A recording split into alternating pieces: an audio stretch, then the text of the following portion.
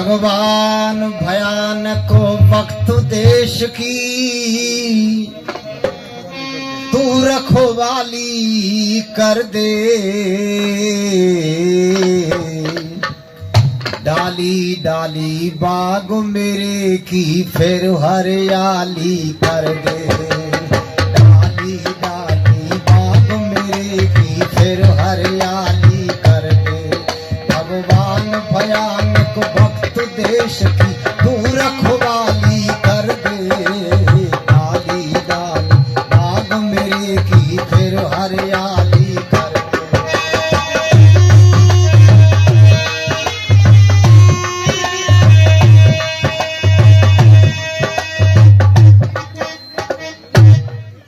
हरा बगीचा सूख गया वह खुद माली ही फूक गया। चूक गया सो चूक गया अब शान निराली कर दे। डाली डाली बाग मेरे की फिर हरियाली कर दे। भगवान भयानक वक्त देश की तू रखवाली कर दे। डाली डाली बाग मेरे की फिर हरियाली कर दे।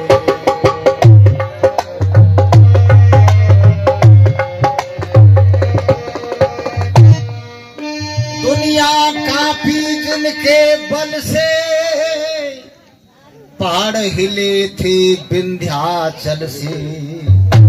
वह सूरजमल प्रताप धवल से बाग के माली कर दे। डाली डाली इस गुलशन की फिर हरियाली देश की रखवाली। डाली डाली बाग मेरे की फिर हरियाली कर दे। डाली डाली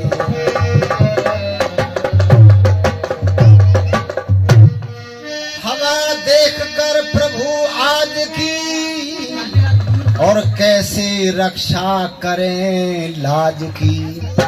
पृथ्वी सिंह फिर राम राज की तू उजियाली कर दे। डाली डाली बाग मेरे की फिर हरियाली कर दे। डाली डाली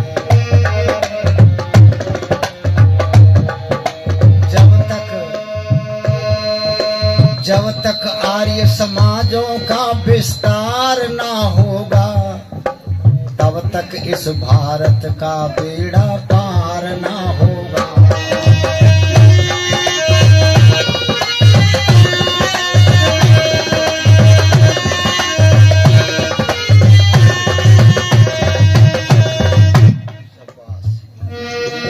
एकदम होते ही विस्तार भाग जाए भारत से अंधकार तो पाजी नीच निकम्मों का सत्कार ना होगा। पाजी नीच निकम्मों का सत्कार ना होगा। विधवाओं की संग में अत्याचार ना होगा। समाजों का विस्तार ना होगा तब तक आर्य समाजों का विस्तार ना होगा। तब तक इस भारत का बेड़ा पार ना होगा।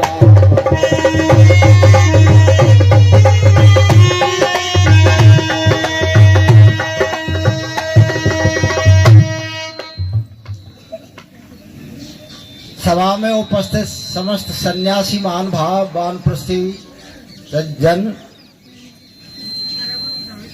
उपस्थित धर्म प्रेमी बहनों भाइयों बालकों साथियों, बहुत अच्छा कार्यक्रम मेरे से पूर्व आपने विद्वानों का सुना है और पश्चात भी सुनाएंगे। आचार्य देशराज जी शास्त्री जी का बड़ा मार्मिक और हृदयग्राही व्याख्यान होता है। आर्य समाज के अंदर बहुत विद्वान हैं, बड़े बड़े योग्य, परंतु देशराज जी शास्त्री जो है वो हमारे जिले के, हमारे अपने, वो ऐसे सरल और बहुत ऊंचे विचारों को, गहन विषय को सरल करके लोगों के गले उतार देते हैं। ऐसी योग्यता हर विद्वान में नहीं मिलती। वो आपने सुना है। और सविता बेटी जो बच्चू सिंह जी की सुपुत्री है, बहुत बढ़िया प्रवचन, उपदेश, भजन उनके होते हैं। इस समय आर्य समाज में बहुत लड़कियां बहुत अच्छा बोलती है, कथा कहती है। उनमें मैं सुनता रहता हूँ, आप भी सुनते रहते हैं। अंजलि नाम की जो भजनोपदेशिका है, बहुत योग्य, बहुत बढ़िया बोलती है। उसी तरह से उनमें सविता जी का स्थान भी कम नहीं है। सभ्यतापूर्ण बहुत अच्छा कार्यक्रम होता है, उसे आप सुनेंगे। थोड़ी सी चर्चा आपके बीच में मैं कुछ कर दूं। देखो, अभी चर्चा चल रही थी ईश्वर के संबंध में। आर्य समाज के लोग भगवान की बड़ी चर्चा करते हैं। भगवान की भक्ति करो, पूजा करो, ईश्वर को समझो। वैसे लोग ईश्वर को समझ जाए, जान जाए, तो बहुत कुछ पाखंड से बच जाए। चौधरी पृथ्वी सिंह बेधड़क गाया करते थे, ईश्वर को ना जानती है जनता हिंदुस्तान की, और अच्छे कर्म करना ही है प्रार्थना भगवान की। अब यहां प्रचार होता है, आप भी लोग सुनते होंगे। कथाएं होती है तो उनमें क्या चर्चा करते लोग? भगवान भगत के बस में है। भगवान सुना है ना आपने? भगत के बस में है भगवान। खूब प्रचार हो रहा है। लोग कहते हैं बड़ा अच्छा धार्मिक कार्यक्रम हुआ है, भगवान की बात बताई। जब से प्रचार ऐसे हुए हैं, भगत के बस में है भगवान, तब से लोगों ने ईश्वर को छोड़ दिया। ईश्वर की जरूरत क्या है? किससे बात करे? भगत से बात कर ले, क्योंकि भगवान जो है वो भगत के बस में है। ये हुआ है ना प्रचार, आप लोगों ने सुना भी होगा। तो आप लोगों के दिमाग में ये बात बैठ गई कि भगवान से तो बात करें ही क्यों, वहां तक हम पहुंच भी नहीं सकते, तो भगत से बात कर ले, क्योंकि भगत के बस में। अब ये इतना उल्टा प्रचार हुआ पूरे देश में, पूरे देश में हुआ है। और जनता क्या कहती है? भाई बहुत बढ़िया प्रचार हो रहा है। जनता भी अंधी हो गई, सोचने समझने की शक्ति नहीं रही। आर्य समाज इस बात को नहीं मानता। क्यों नहीं मानता? आर्य समाज ये मानता है कि भाई भगत के बस में भगवान, ये हमारी समझ में आती नहीं। भगवान के बस में तो सारी दुनिया है। आ रहा है कुछ समझ में? सारी दुनिया किसके बस में है? भगवान के बस में। और लोगों ने प्रचार किया भगवान भगत के बस में, बिल्कुल उल्टा प्रचार किया। अब इसका जब आप खंडन करते तब क्या कहते हैं लोग? आर्य समाजी भगवान को नहीं मानते। इसका खंडन करो, आप मना करो, ये गलत प्रचार हुआ है, तो क्या कहेंगे? आर्य समाजी भगवान को मानते ही नहीं। और हम कहते हैं हम उस भगवान को मानते हैं और जानते हैं जिसने सारी दुनिया बनाई है, और उसने भगत भी बनाया है। जो भगत जानता है ना, वो भगत भी भगवान ने बनाया है। कभी कभी कुछ लोग एक बात कह देते, बिना पढ़े लिखे लोग, कभी कभी उनके मुंह से बहुत बढ़िया बात निकल जाती कभी कभी, और आपके मुंह से भी निकल जाती होगी। जब आपके बस की कोई बात नहीं होती तब क्या कहते हैं? भगवान तेरी तू ही ओहो, तेरी हम नहीं जानते, तेरी तो तू ही। ये बात बिल्कुल सही है। भगवान तू ही जाने, हम जो है नहीं जानते, तेरे बराबर नहीं जानते। इसलिए बहनों और भाइयों, आर्य समाज कहता है उस ईश्वर को समझ लो पहले। भक्ति तो जब करोगे, जब पहले समझ लोगे तब। भक्ति तो तब करोगे जब ईश्वर को समझ लोगे तब। और ईश्वर को समझने के लिए समझोगे वो है कैसा भाई। वो क्या ऐसा ही है जैसा ये भगत है?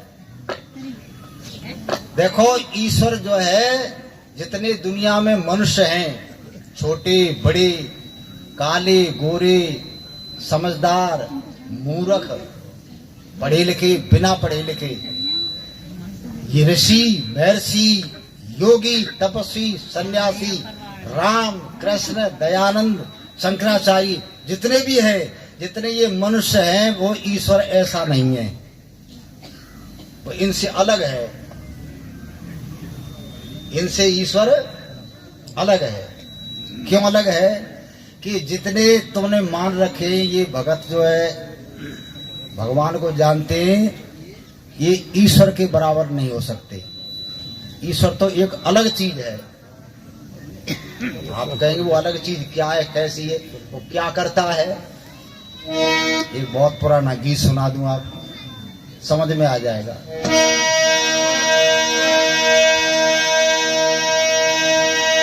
रचना पे बलिहारी तेरी, रचना पे बलिहारी, भगवान तुम्हारी रचना पे बलिहारी, भगवान तुम्हारी रचना पे बलिहारी, ईश्वर तेरी रचना पे बलिहारी।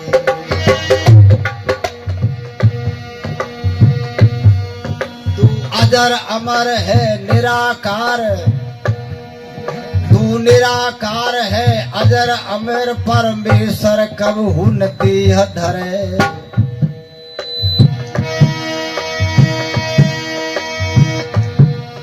तू अजर अमर अज निराकार, परमेश्वर कब हुन देह धरे। बिन हाथ पैर के दुनिया में कितने अद्भुत कर्म करे, हर जगह पे भगवान वास तेरा, महाप्रलय तो भी न मरे। तू पिता सभी है पुत्र तेरे, भोजन दे सबका पेट भरे। डर जिसे तेरा वो निडर हुआ, दुनिया से बिल्कुल भी न डरे। सुख निधान जग फुल बगिया का, अलख निरंजन मन मन रंजन, ऋषियों के हितकारी, भगवान तुम्हारी रचना है बलिहारी, भगवान तुम्हारी रचना है बलिहारी, ईश्वर तेरी रचना है बलिहारी।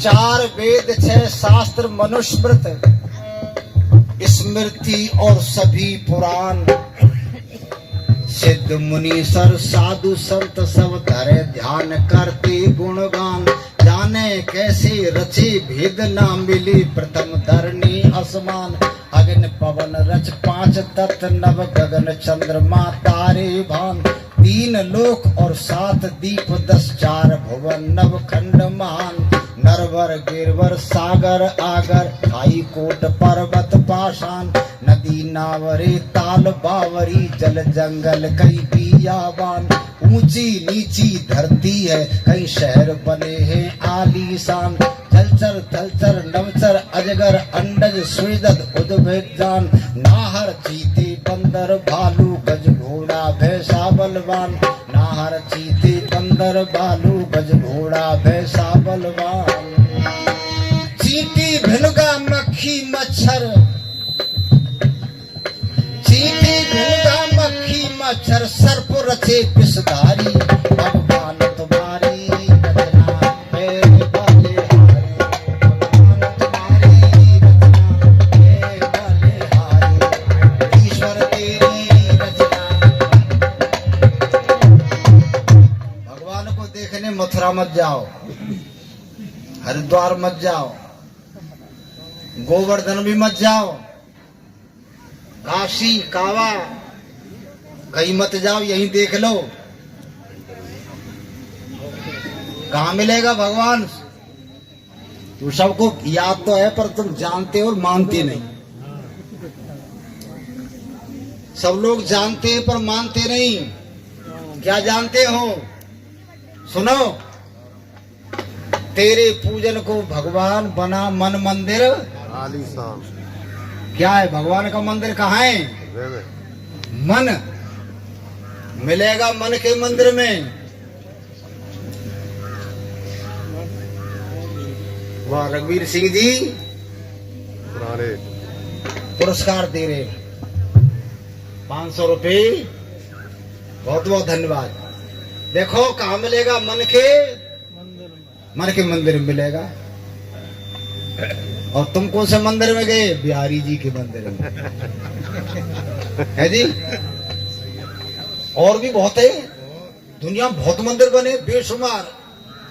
सारी दुनिया मंदिर में जा रही है भगवान को देखने के लिए। और गाते क्या हैं? तेरे पूजन को भगवान बना मन मंदिर आलीशान। गा कुछ रहे और कर कुछ रहे। बुद्धि का दिवाला निकल गए। कह कुछ रहे और कर कुछ रहे। अब मन के मंदिर में भगवान मिलेगा। मिलेगा कैसे? जब मन के मंदिर को साफ कर लोगे तब। हमने एक बार नहीं कई बार कहा है, मन के उस मंदिर में तो दीपक जलावे, अगरबत्ती जलावे, मंदिर को साफ रखे हैं जी।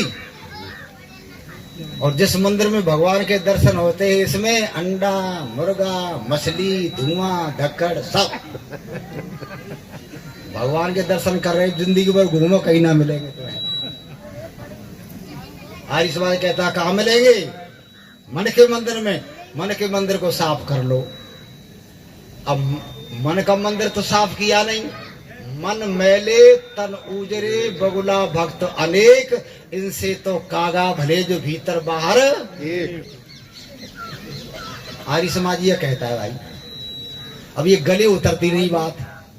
देखो मन मैले हो गए। आर्य समाज मन की बात कहता है साफ कर लो, तो आर्य समाज की बात समझ में नहीं आएगी। सारी दुनिया दूर भाग रही है। आर्य समाज कहता है भाई भगवान को समझो। और देखो भगवान सारी दुनिया का एक है, ये भी सुन लो। कुछ लोगों की समझ में आ गया और लोगों ने एक बात लिख दी है। अब आर्य समाज का प्रचार हुआ, खूब बहस हुई, तब लोगों की समझ में आया तो कुछ लोगों ने लिख दिया सबका मालिक एक। लिखा है ना, टेम्पू पे, टैक्सी पे, गाड़ी पे, दीवारों पे लिख दिया सबका मालिक। बहुत दिन के बाद बात समझ में आई। इतनी आ गई समझ में, इतनी समझ में। हाँ, जिन लोगों ने लिखी है वो इतनी समझ में आ गई है कि सबका मालिक एक। और यहाँ तुमने क्या बना रखे? हमारा मालिक अलग। मुसलमान कहते हमारा 7वें आसमान पर, यहाँ ना रहे। और ईसाई कहते 4थे आसमान पे। और हिंदू कहते कोई हरिद्वार में, कोई मथुरा में, कोई काशी में, कोई गया में, कोई कहीं। इनका एक जगह नहीं, इनका कई जगह। सबके भगवान अलग अलग। पर वेद कहता है सबका ईश्वर एक है। आप कहेंगे एक क्यों?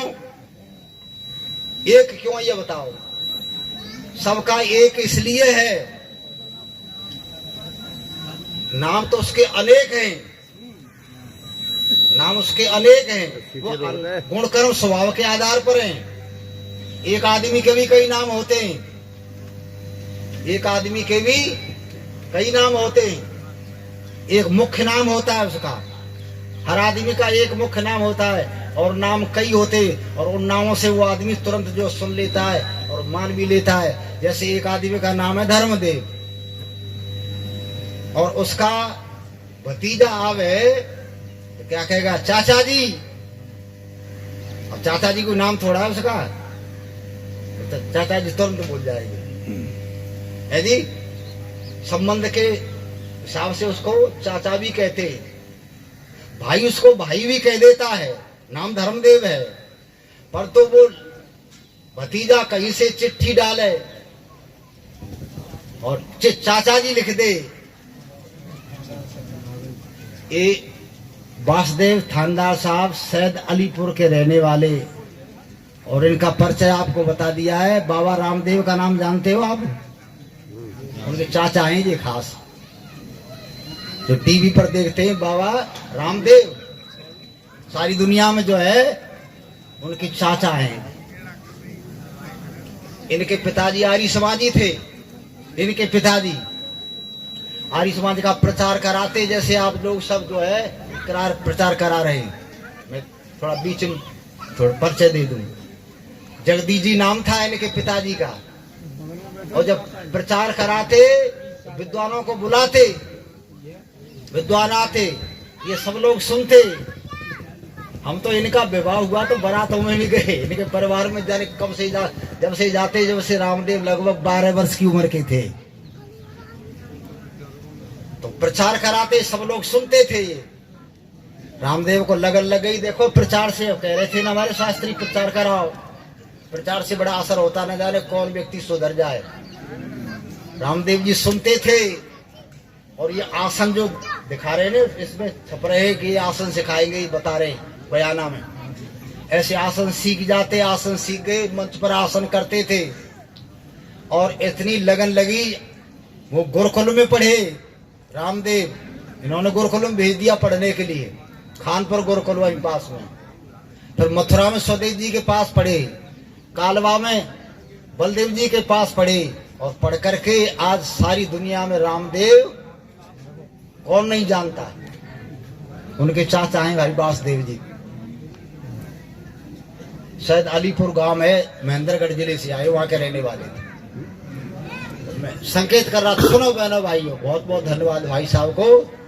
देखो मैं क्या संकेत कर रहा था, सारी दुनिया का ईश्वर एक क्यों, अलग अलग क्यों नहीं? इसलिए सुनो, जर्मन, जापान, फ्रांस, अरब, यूनान, लंदन, इटली, सारी दुनिया के लोग, जर्मन के लोगों से कहो तुम क्या कहते हो, तुम भगवान किसको मानते हो? तुम कृष्ण को मानते हो, चलो राधा को मानो, कृष्ण को मानो, राम को मानो। जर्मन के लोगों को राधा से क्या मतलब? जर्मन के लोग राधा को क्यों जाने? बोलो, वो तो जानते भी नहीं। और तुम क्या कहे, कैला मैया की जय। जर्मन के लोगों को कैला मैया ही क्या मतलब? तो तुम यहाँ जितने तूने मान रखे हैं, ये हमारे जो है जर्मन के लोगों को ये झीलक वाले क्या मतलब, ये कैला मैया का, करौली वाली क्या मतलब, वो क्या जाने। जर्मन के लोगों को वहां तुम्हारे गोवर्धन का क्या मतलब, वो बिहारी जी को क्यों जाने, उन्हें क्या मतलब, कौन होते बिहारी जी? तो उनका भी ईश्वर है, उनको ईश्वर ने बनाया है। यहाँ के लोगों के शरीर के अंदर जो आमास है, जिस जगह पर है, मनुष्यों के शरीर में आमास है, किडनी है, तुम्हारा फेफड़ा है, आते हैं तुम्हारे शरीर में जहां रखी हैं, वही जर्मन के लोगों की रखी है। जर्मन के लोगों की अन्य जगह पर नहीं, वही है जहां यहाँ के मनुष्यों की है, ऐसे ही उनकी भी है। क्यों जी बच्चों से? जापान है, फ्रांस है, अरब है, यूनान है, पाकिस्तान के लोग राम को नहीं मानते, वो अल्लाह को मानते, परंतु उनका बनाने वाला एक ही है, वो अपना अलग भले ही मानते हो। जो यहाँ के मनुष्यों को बना रहा है, वही उनको बना रहा है। और उनकी आंखें जहाँ हैं, वहीं तुम्हारी हैं, सारी दुनिया के लोगों की जहाँ है, मनुष्यों की वही है। तो पता लगा बनाने वाला एक ही है, बनाने वाला अलग अलग होता तो भाई पाकिस्तान के लोगों की आंख खोपड़ी के पीछे लगा देता, ईरान के लोगों की घुटनों पे लगा देता, कहीं किसी की पीठ पे लगा देता, पता लग जाता ये आदमी वहां का है, वहां का भगवान ऐसा ही बनाता है। बनावट अलग है भाई। अब आ गया समझो, सारी दुनिया का मालिक बोलो एक है। आर्य समाज कहता वो एक है, वो यहाँ वहां सब जगह है, वो एक जगह पर नहीं रहता है, वो सारी दुनिया में है। वो तुम्हारे एक मंदिर में नहीं रहता है, और सब जगह कण कण में उसका वास है, उस ईश्वर को समझ लो। और उसको देखने के लिए तुम जा रहे हो मंदिर में, तुम जा रहे हो मंदिर में, है जी। दूसरे देश के लोग कहाँ जाएंगे? वो तुम्हारे मंदिरों में क्यों आएंगे? किसी देश में तो मंदिर ही नहीं है, किसी देश में मंदिर ही नहीं है। तो कहते हैं, आर्य समाज कहता है सर्वरक्षक और सर्वव्यापक है, सब जगह है। उसको देखना चाहो तो इन आंखों से ना देखोगे। तुम इन आंखों से देखना चाहते हो, वो किससे दिखेगा? ज्ञान की आंखों से। जब भगवान का भक्त कभी भगवान का भजन करता है ना, दर्शन करने जाता है, आंख बंद कर लेता है, जो आंख बंद। आपको भले आदमी आंख बंद कर रखी, तो देखेगा क्या? आंख खोल। तो क्या कहता? खोल के ना हो तो आंख बंद करके ही। तो पता लगा इन आंखों से भगवान दिखाई, ज्ञान की आंखों से। उसको देखने के लिए कहीं मत जाओ। यहाँ देखो और सुनो आगे क्या लिखा है। तेरी जादूगरी, तेरी कारीगरी, तेरे सितम हुनर पे बलिहारी। कहीं ऊंचे टीले चमक रहे, कहीं गहरी है खाई। खूब बने कहीं ताल भरे, कहीं फूल रही फुलवारी। पेड़ों की लहक, फूलों की महक, कहीं बागों की शोभा प्यारी। फल फूल पात डाली टहली, सबकी कतरन है न्यारी। कहीं जंगल है, कहीं बस्ती है, कहीं जंगल है, कहीं बस्ती है, कहीं उजड़ है, कहीं है झारी। कहीं बड़ी ररक, कहीं साफ सड़क, कहीं दौड़ रही मोटर लारी। रंग बिरंगे फूलों की, रंग बिरंगे फूलों की शोभा सुंदर प्यारी। भगवान तुम्हारी रचना पे बलिहारी, भगवान तुम्हारी रचना पे बलिहारी। रचना पे बलिहारी, मेरी रचना पे बलिहारी।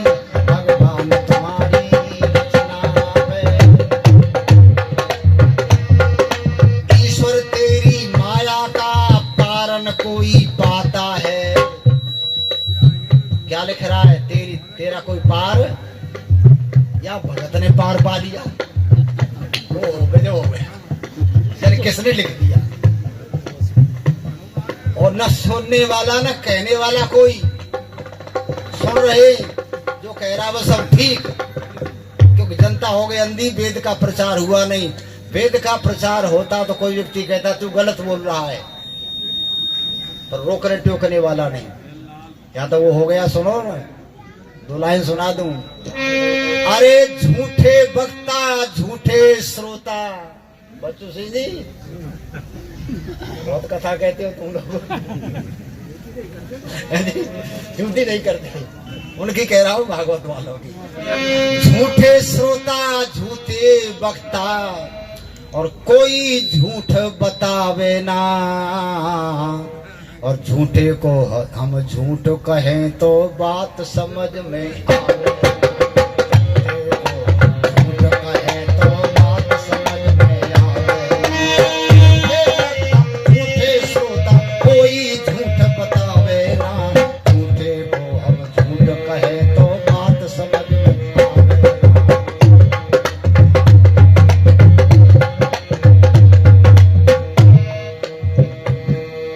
एक दो बात बता दूं आपको, कान हिलाने वाला नहीं कोई, कुछ भी कहते रहो। सत्यवचन महाराज, बहुत बढ़िया। सत्यवचन महाराज, सब सुन लिया। बोलो सत्य वचन गोविंदावन बिहारी लाल की। राधे राधे। राधे। अब वो क्या क्या झूठ कहता है? सुनो तो उनको भागवत सुनाओ। सुनको 2 लाइनें सुन लो भागवत की। भागवत में लिखा है, सुनाते ही लोग, जनता सुनती रहती है। एक राजा हुआ था प्यारे भाइयों, उसके संतान नहीं थे। रानियां कही थी, संतान हुई नहीं। राजा का नाम क्या था? युवनाश। अब ये भागवत सुनो तुम। राजा का नाम क्या है? युवनाश। रानी कई, संतान एक भी नहीं। राजा को चिंता कि संतान कैसे हो। राजा गया ऋषि के पास, महाराज कोई उपाय बताओ संतान हो जाए। तो ऋषि ने कहा भाई यज्ञ करो, संतान के लिए यज्ञ करो। तो कैसी यज्ञ? संतान के लिए पुत्र यज्ञ करो। राजा ने कहा वो कैसी होती है? ऋषि कहते हम बताओ में। तो महाराज कर दो, संतान हो जाए। तो ऋषि ने संतान के लिए राजा से यज्ञ करवाया। इस राजा का नाम क्या था? योगनाश। राजा ने यज्ञ रचाया, रानियां बैठी, यज्ञ चलता रहा। कई दिन तक यज्ञ चला पुत्र के लिए। एक दिन जब यज्ञ समाप्त हुआ शाम को, तो सब विश्राम कर रहे थे। रात्रि को राजा को प्यास लगी। राजा ने रानी से कहा रानी पानी ला, प्यास लगी है। अब रात में रानी पानी लेने कहा जाए?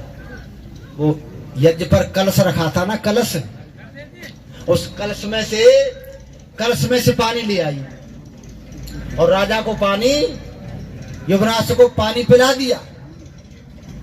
जब राजा ने पानी पी लिया तो थोड़ी देर के बाद राजा कहने लगा रानी गड़बड़ हो गई कुछ। क्या हो गई? तो मेरा तो पेट कुछ बढ़ने लग गया। तो क्यों? तो जब से पानी पिया तब से। पानी कहां से लाई तू? तो हवन कुंड से। तो मेरा तो पेट बढ़ता जा रहा है। अब बड़ी चिंता, रात में पेट बढ़ गया राजा का। सवेरे राजा ने ऋषि से कहा महाराज ये तो गड़बड़ हो गई। तो क्या हो गया? तो पानी पी लिया, प्यास लगी और मेरा पेट बढ़ गया। तो कहां से पिया? तो कलश में से। ऋषि ने कहा गजब हो गया राजा, तैने बड़ी गलती करी।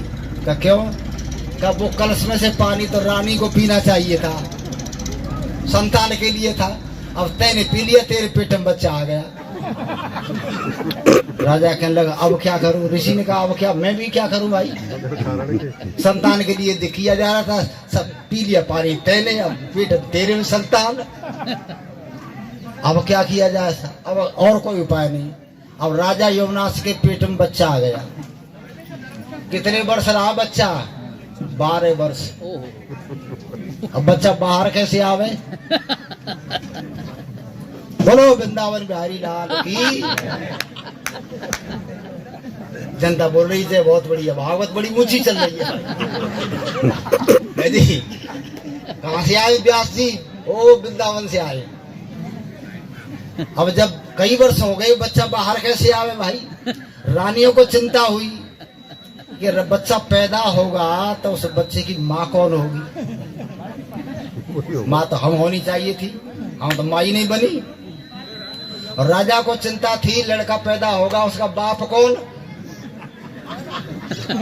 अब बच्चा बाहर हो तो बाहर कैसे? मनुष्य के पेट में से बच्चा बाहर कैसे?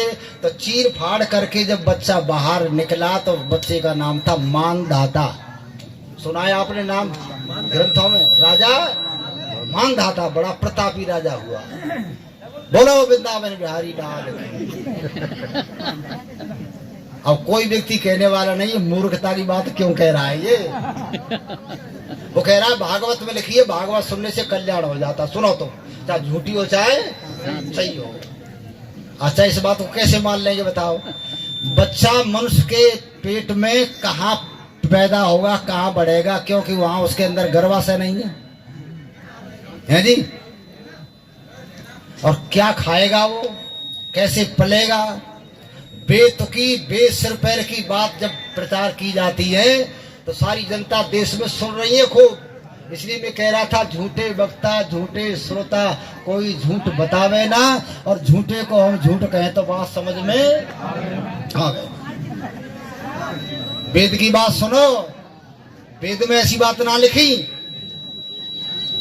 वेद में ज्ञान की बातें हैं। ये जितनी बातें विज्ञान के ज्ञान के खिलाफ लिखी गई, ये महाभारत के पश्चात प्रचार हुआ। ढोंगी और पाखंडियों ने, गुरुओं ने प्रचार किया जो ये कहते थे भगत के बस में है भगवान। उनसे बचने के लिए ये आर्य समाज कहता है बचाओ। दयानंद ने कहा, प्रचार किया। स्वामी दयानंद जी महाराज ने एक ग्रंथ लिखा सत्यार्थ प्रकाश, उसने सबकी पोल खोल के रख दी पाखंडियों की। पाम हिल गए लोगों के, पाखंडी भागने लगे। तुम आर्य समाजी बन जाओ तो पाखंड से बचोगे, नहीं तो वेद को भुला दिया, ईश्वर को भुला दिया। तुम्हें क्या कह रहा था सुनो,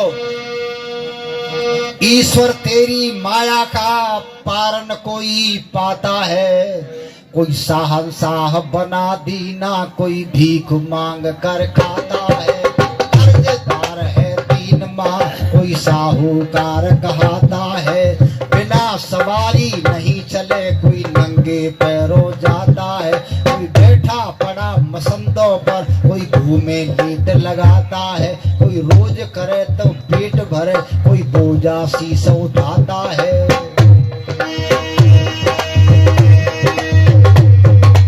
ईश्वर तेरी माया का पारण कोई पाता है, साहब बना दीना, कोई भीख मांग कर खाता है। कर्जदार है 3 माह, कोई साहूकार कहाता है। बिना सवारी नहीं चले, कोई नंगे पैरों जाता है। कोई बैठा पड़ा पसंदों पर, कोई घूम लेट लगाता है। कोई लेता है, कोई देता है, कोई मौन रहे, कोई गाता है। कोई कहीं पे रुदन मचावे, कोई कहीं पे रुदन मचावे, कोई हंसे दे तारी। भगवान तुम्हारी रचना है बोले,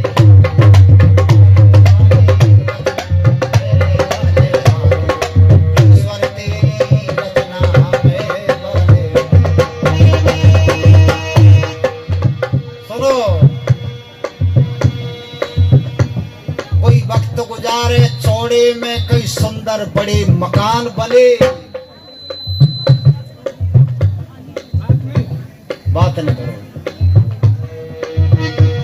कोई वक्त गुजारे चौड़े में, कई सुंदर बड़े मकान बने। कोई भीगे सिर की जोड़ा में, कई तंबू आलीशान तले। हलवा पूड़ी रोज खाए और किसी को पैदा नहीं चले। ना मिले किसी को नीर वक्त पर, किसी की दोनों छाक चले। वो किसी की खातिर सभी जगह, वो किसी की खातिर सभी दे। कोई जहां जाए तारार ठने, कोई दिन अकेला घूम रहा, कहीं किसी के साथी बहुत बने। बैठा फूटी बाखर में, कई महल बने दुखने तिकने। कोई तरसे गैया बकरी को, कहीं घूम रहे गजराज घने। कोई नार पूत बिन तरसे, कोई नार पूत बिन तरसे। कोई जन जन हारी रे भगवान तुम्हारी।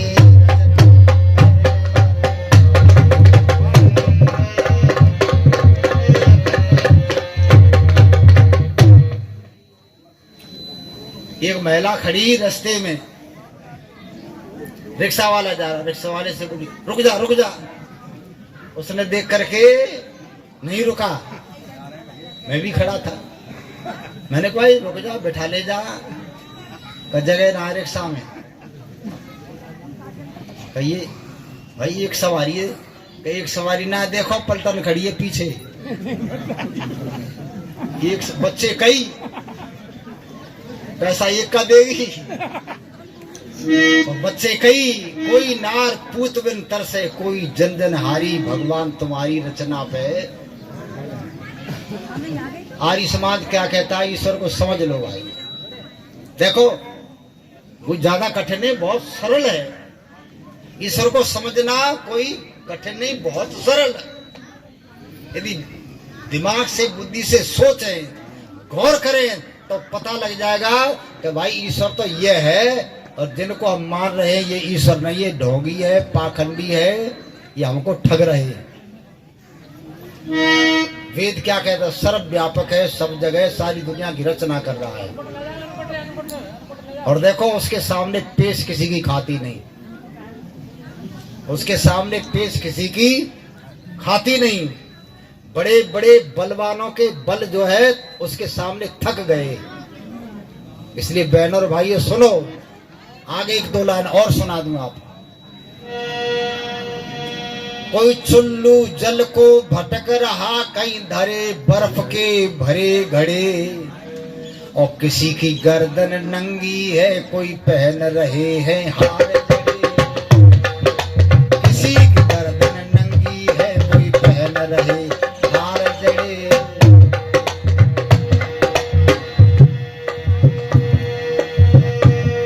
कोई चुल्लू जल को भटक रहा, कहीं धरे बर्फ के भरे घड़े, किसी की गर्दन नंगी है, कोई पहन रहे हैं हार जड़े। कोई डोले पाई पाई को, कहीं रुपया बेशुमार पड़े, कोई तरस रांग डरी काज, कहीं कंचन के कर पड़े पड़े। कोई भोग रहे हैं दुख भारी, और कोई करते अमन बड़े। लेटे बैठे मैन रहे, कोई रहते हैं दिन रात खड़े, कोई कायर दुबके डर घर में, कोई शूर समर में जंग लड़े। कोई अंधे हैं, कोई बहरे हैं, कोई लूले हैं, कोई है लंगड़े। तुम मरे खो गौ जन्म में, कुदरत तेरी न्यारी रे, भगवान तुम्हारी रचना।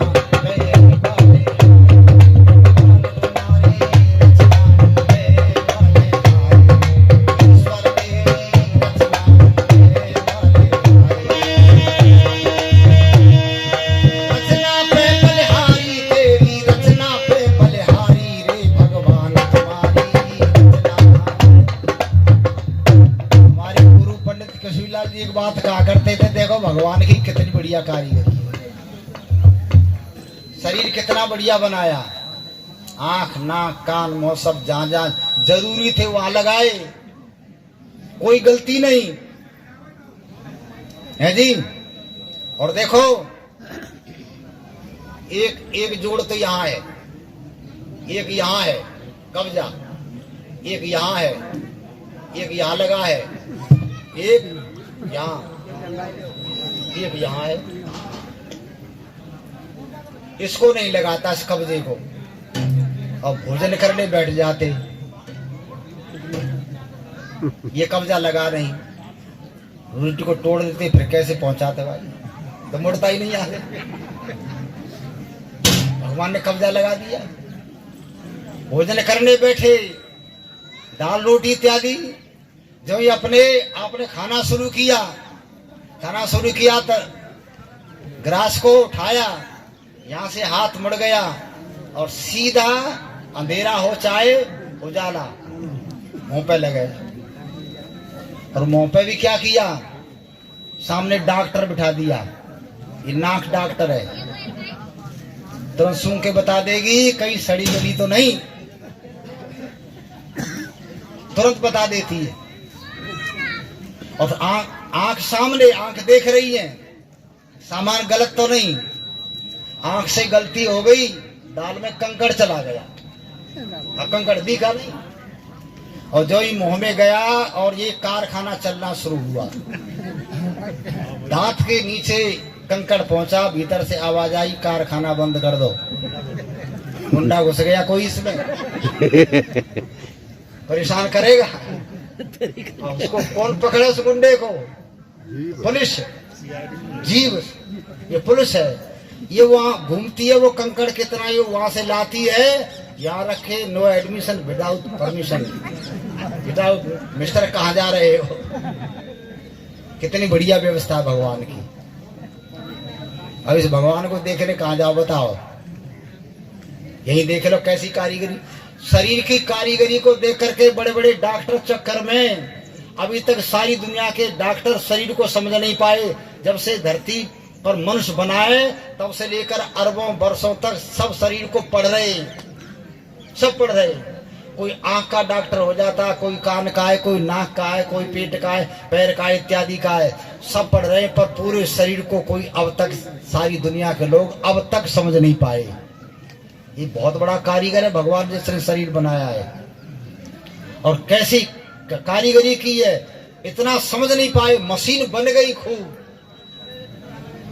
एक लड़के को रस्सी में बांध करके रेल में बिठा करके लोग ले जा रहे, आगरा की तरफ ला रहे, कानपुर की तरफ से। का क्यों बांध रखा है भाई? लड़का बड़ा सुंदर है, पढ़ा लिखा कितना है? एमए। बांध क्यों रखा है?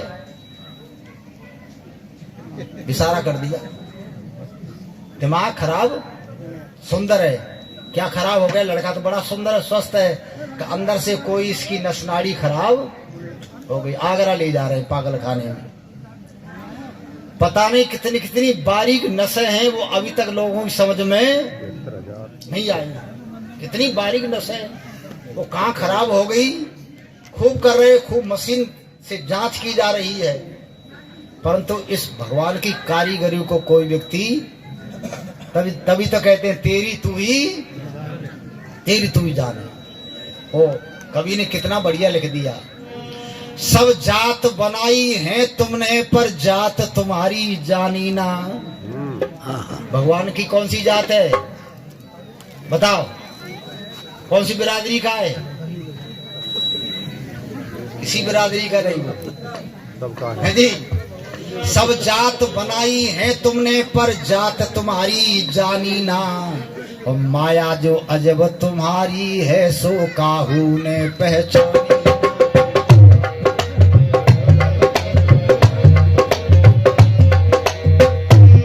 सब जात बनाई है तुमने पर जात तुम्हारी जानी ना, माया जो अजब तुम्हारी है किसी ने भी पहचानी ना। लासानी खेल तुम्हारे सब तुम सा कोई लासानी ना, राजा बहुत हुए भाई पर तुम सा राजाओं के महाराज पर बनी कहीं राजधानी ना। जो भेद तुम्हारे पाले में ऐसा कोई ज्ञानी ना, दानी बहुत हुए होंगे पर तुम सा कोई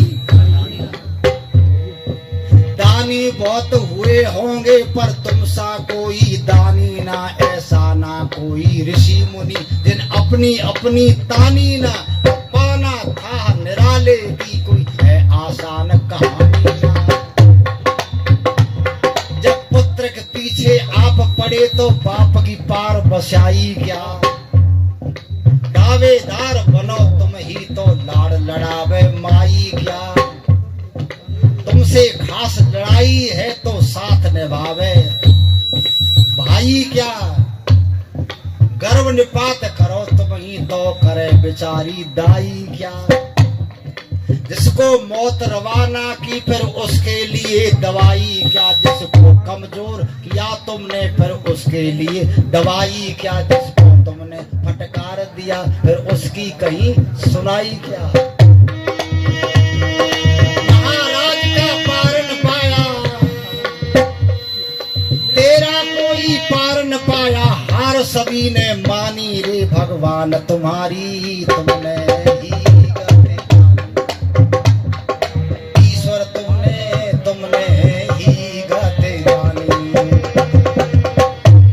बगुले को श्वेत बना दीना और कोयल कर डाली काली। अंगूर उगाए काबुल में ब्रज में झाड़ी कांटों वाली। अंधियार भलों के घर कीना और बुरे जनों के उजियाली। दुष्टों की खातिर करवाई भक्तों को दिलवाई गाली। झूठे का सम्मान किया और भले जनों को दी गाली। दाताओं को कंगाल किया और कंजूसों को दी डाली। पतिव्रता बेचारी भूख मरे सुख पावे रंडी घरवाली। बंदे टुकड़ों को तरसाए गुंडों को खीर भरी थाली। हाथ तुम्हारे में ही सबकी सबकी मौत और जिंदगानी रे भगवान तुम्हारी तुमने ही। खड़े हो गए। देखो ईश्वर की गति ईश्वर ही जाने, कोई भक्त जो है नहीं जान सकता। वो बहुत महान है, उससे बड़ा दुनिया में उससे बड़ा कोई है नहीं और उससे छोटा भी कोई नहीं। छोटा कितना है? इतना है जो आंख से दिखाई नहीं देता। बारीक से बारीक चींटी, कीड़े, कुंजर इत्यादि सबको बना रहा है, भीतर से बना रहा है, भीतर से। वो सबसे छोटा है, अंदर से बना रहा है, और सारे संसार को अपने गर्भ में रखे हुए। हिरण्य गर्भ संवर्ताग्रे भूतस जाता पत्रे, सारा संसार उसी के गर्भ में है। आर्य समाज कहता है उस ईश्वर को जानो भाई, उसको जानोगे तब वेद का उपदेश सुनोगे।